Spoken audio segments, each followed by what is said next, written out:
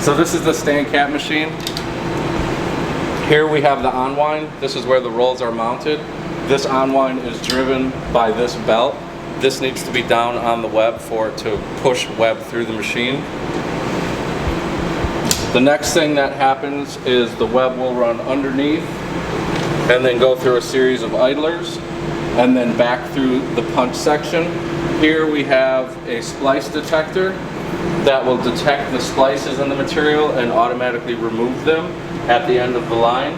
And then we have a series of punches that are diamonds and circles, and those diamonds will be folded over to form these two angles, and then the circles are where the fitments are going to be placed. After the punches are in the web, it comes up through another series of idlers and an edge guide that controls the web position. And this is where the fitments are placed into the web and then immediately sealed using an ultrasonic sealer. Every time the machine cycles, it's going to pull two pouches out and then cut them. After the fitment's inserted, we move to what we call the J-fold section. In this section of the machine, we're creating a fold that is this piece here. And we're doing that by pressing in the web using a plow. And then from that point on, that fold stays in the web around this series of idlers until it comes up to the folding board where the pouch is actually folded in half and gets into its final shape. After the web's folded in half, we go into a series of heat sealers. So this first sealer is doing these two seals here. This sealer is doing these two bottom seals. And then these vertical sealers are doing the seals that are ultimately on the sides of the package. We go through a chill station where the seals are cooled so the plastic is able to be cut. After that, we do what we call V-cuts. And here we're going to punch out this graphic and form the final shape of the pouch on the bottom. After the V-cut is done, we go into the camera system, and the camera is taking a look at the fitments, and it's looking at the X and Y position as well as the rotation. If it doesn't pass this inspection, the machine will not put a cap on that package. After that, it'll advance, and then we'll take a double cut using these knives. There's two sensors here. If there is not a cap on the pouch will be discarded down this chute. If there is a cap and everything looks good, it'll go to this robotic arm, and that arm will place the pouches on the conveyor for the packing cell.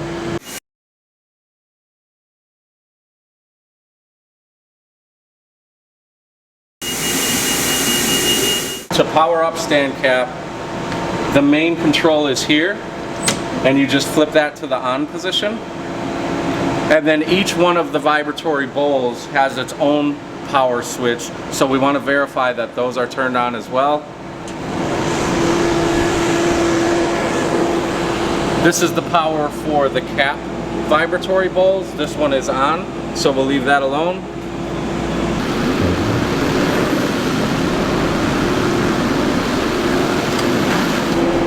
This is the power for the fitment vibratory bowls, and that one is on as well, so we don't need to touch that.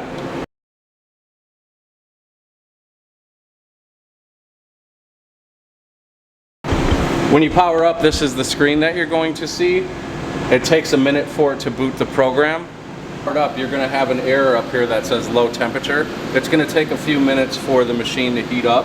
If you wanted to check to make sure they're on, you can go into sealing, and this first screen shows you what the set point is in the white box, and what the actual is in the black box. To look at the other heaters, there's a page down here. If you flip that, it'll take you to the next set of heaters. You can turn all of them on or off by using this button, or you can do it individually by touching the icon.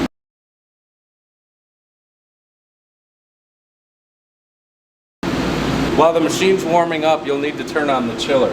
So on the back of the chiller, there's a power on switch that you'll have to flip, and you'll see the lights come on. And then to turn the chiller on, you'll have to hit this run stop button. Once you hit that button, you'll hear it start to run, and that's going to cycle the coolant through the chill bars so they get nice and cold.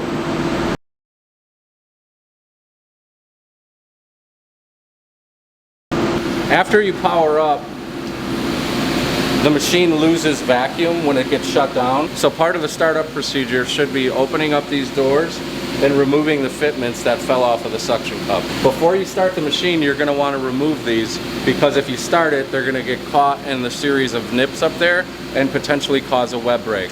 Now the machine is up to temperature, so we can hit reset.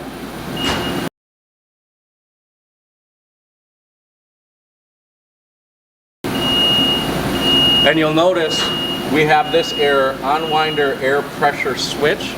So that means when we start it up, we probably didn't open the valves for the air. So there's 2 air valves that need to be turned on this machine. We'll take a walk around back and double check them.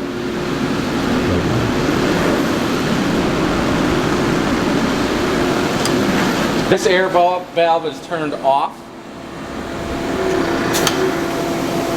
So we open that one up and we can hear the air flowing now. And we have one more we need to check. This is the other one. This one is off as well. Normally when we shut down for the weekend, these will be turned off. So it's something you do want to check when you start up. Now we'll try to reset again. And you can hear the machine power up, and you can hear the air and all the vacuums turning on. Now that all the errors are clear and it says that the machine is ready, we can start up. So we'll press start, and nothing happened. So we're going to take a look over here, and I notice right away we're still in manual mode on the robot. The robot has to be in automatic.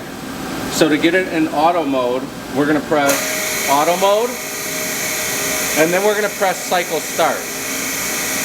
We didn't get any errors, so we should be able to start the machine.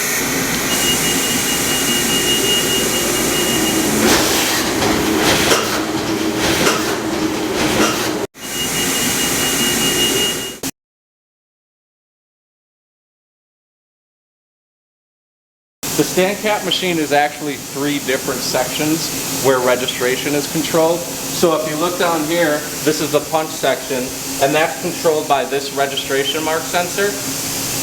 This is the fitment section. That's controlled by this registration mark sensor that's under the web looking up.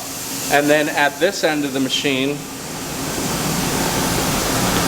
we have a registration mark sensor here that is checking for registration.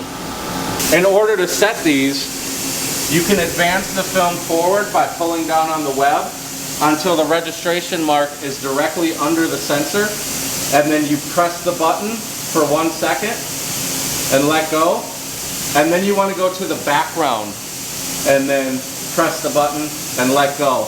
Now when I put the eye spot in front of the sensor, you can see on the top that it's actually changing state and an orange light is coming on. That lets you know that it's detecting the mark.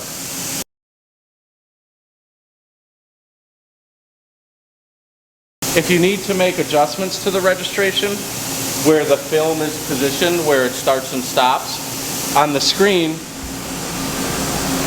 under pouch making, you'll notice there's a photo cell screen.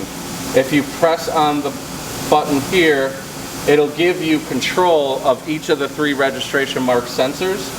So the first screen that pops up is the machine photo cell, which is the one closest to the knife. If you turn the page, you're going to have options for Unwinder 1 and Unwinder 2. The machine control for Unwinder 1 is the punch section, and Unwinder 2 is the fitment inserting section. There, you can adjust the Unwinder offset. It adjusts in millimeters, and you can change it. If you increase the number, it's going to advance the film.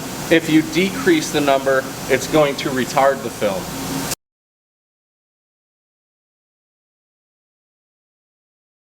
In the fitment inserting section, one of the most important things is that everything's in alignment. So the cups on the bottom of the fitment inserter need to be perfectly aligned with the placement arm. And when we're doing the ultrasonic sealing, we need to make sure that the cup on the bottom is coming up and not contacting the fitment. Some things you could see is damaged threads, leaks in the water bath. If it's related to the fitment, those are the things you're going to want to take a look at back here. If you're having issues with the fitment, you're going to need to check the alignment. So the first thing you can do is come back here and you can move that cup up and down and make sure that it's not contacting the fitment. You should be able to press it all the way up and not contact the fitment. So as long as you're not seeing that fitment move, you know that you're not contacting it there. So now you can check the ultrasonic sealer right next to it, and you can move this up all the way to the web, and you shouldn't see that fitment react at all. The machine does have to be an E-stop for you to actuate these cylinders. If you find that the fitments are out of alignment, the adjustments for that are these bolts here. We'll move it left and right in machine direction, and the smaller bolts here will move it across the web in this direction.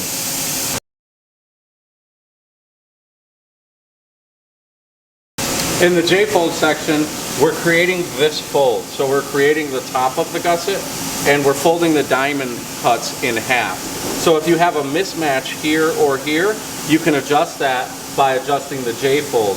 When you adjust the J-fold, you're really controlling the back part of the gusset. So if you want it to come up, you'll come and you'll pulse the J-fold up. If you want it to go down, then you'll pulse the J-fold down. And that will move the back up or down. Sometimes when we fold the film in half, we'll end up with a mismatch on the top of the pouch, which we also refer to as a lip. And to fix that, we'll go to the top lip, and same principle here. Right now the back web is taller than the front web, so we want it to go down. So we'll go here and we'll pulse down 3 or 4 times. It takes the adjustment a minute to come through, so after adjusting, you'll want to verify before you make another adjustment. In the sealing section, the first seals that are made are on the gusset.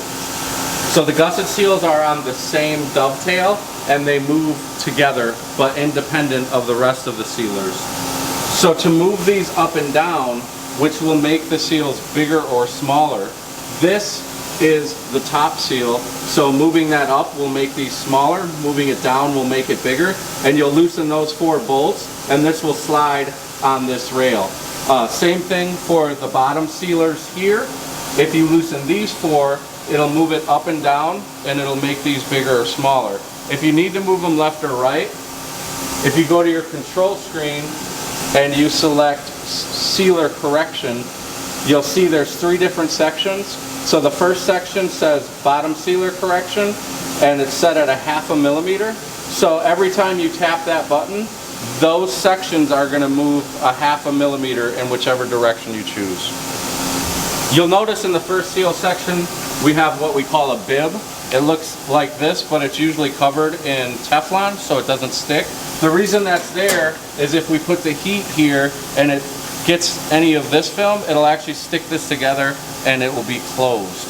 So the customer won't be able to get their product in there. So that's in there separating the webs from one another, so we can't tack them together. Moving the vertical seals and the chill plates are the same as moving the bottom gusset tooling. You'll go to the screen and tap the arrows and move them left and right.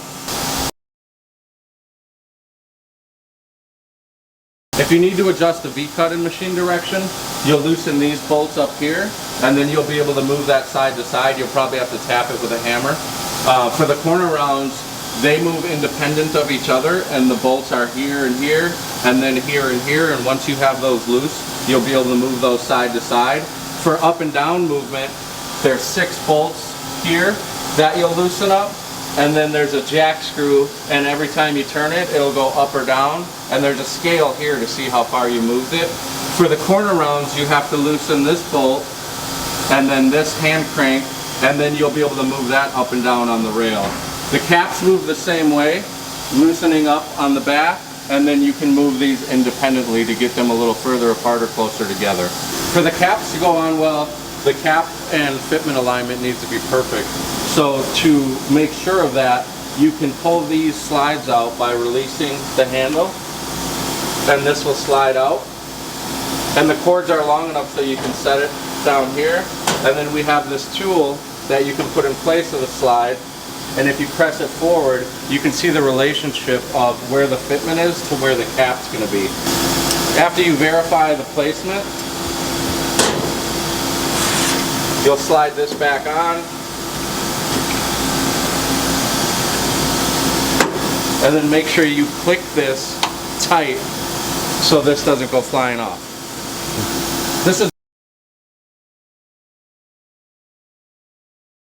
the pull roller that pulls the material through the machine. Sometimes if you have a web brake, you'll need to disable this. If you need to disable this so you can turn it by hand and pull material through, you need to put the machine in e-stop, so the doors have to be open, or you have to press the e-stop button. And then if you go to the pouch making screen, there's a button here that says brake released. If you press that button, it will release the brake, and you'll be able to manually move the web.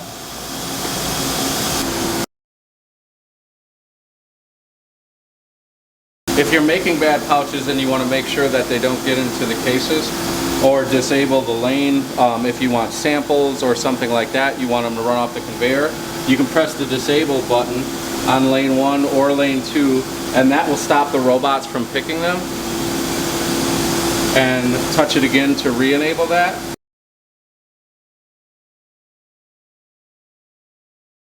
If some bad product potentially got into one of the cases that the robot's packed, if you hold down this button for lane 1 or this button for lane 2 for 3 seconds, it'll kick that box out so you can inspect it, and it'll bring up a new box for when you're ready to start packing again. If you don't want them to go to the conveyor